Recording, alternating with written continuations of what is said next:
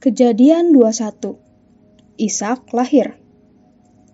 Tuhan memperhatikan Sarah seperti yang difirmankannya, dan Tuhan melakukan kepada Sarah seperti yang dijanjikannya.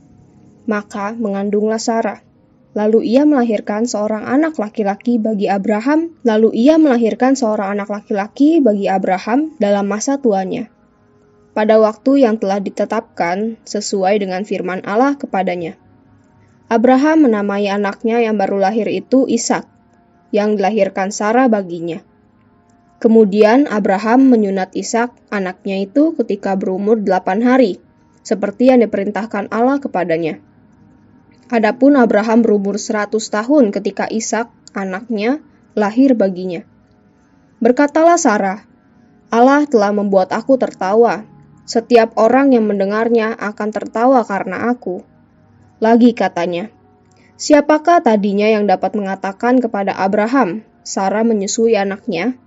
Namun, aku telah melahirkan seorang anak laki-laki baginya pada masa tuanya. Abraham mengusir Hagar dan Ismail. Bertambah besarlah anak itu, dan ia disapi. Lalu Abraham mengadakan perjamuan besar pada hari Ishak disapi itu. Pada waktu itu, Sarah melihat bahwa anak yang dilahirkan Hagar, perempuan Mesir itu bagi Abraham, sedang main dengan Ishak, anaknya sendiri. Berkatalah Sarah kepada Abraham, usirlah hamba perempuan itu beserta anaknya, sebab anak hamba ini tidak akan menjadi ahli waris bersama-sama dengan anakku Ishak. Hal ini sangat menyebalkan Abraham oleh karena anaknya itu. Tetapi Allah berfirman kepada Abraham, janganlah sebal hatimu karena hal anak dan budakmu itu. Dalam segala yang dikatakan Sarah kepadamu, haruslah engkau mendengarkannya.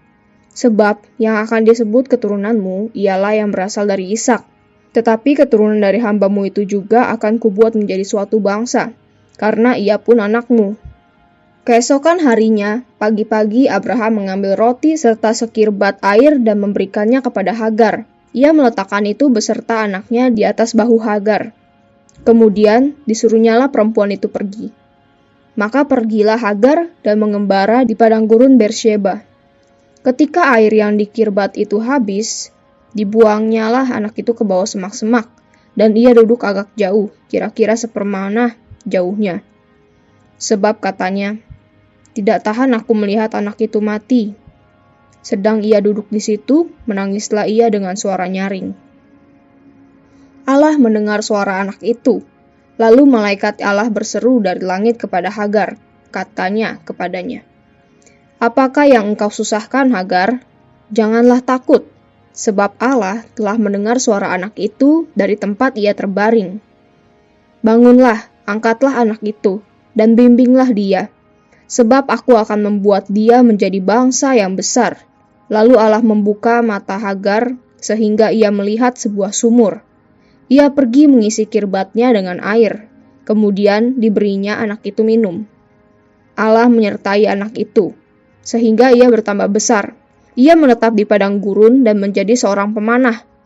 Maka tinggallah ia di padang gurun Paran, dan ibunya mengambil seorang istri baginya dari tanah Mesir.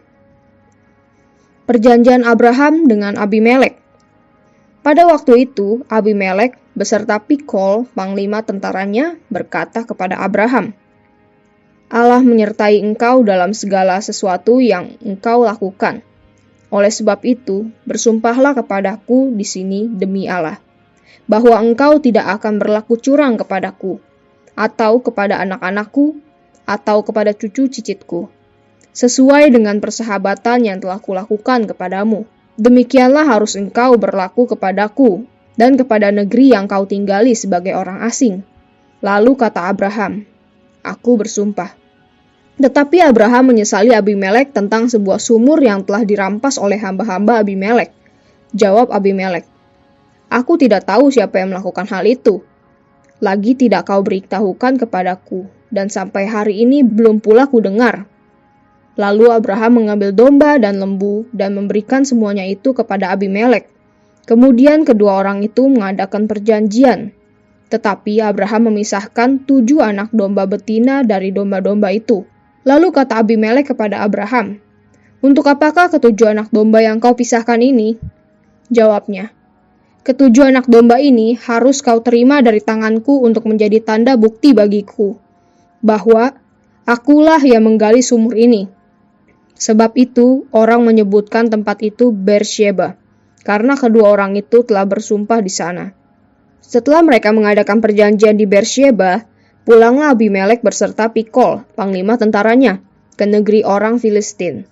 Lalu Abraham menanam sebatang pohon tamariska di Beersheba, dan memanggil di sana nama Tuhan, Allah yang kekal. Dan masih lama Abraham tinggal sebagai orang asing di negeri orang Filistin.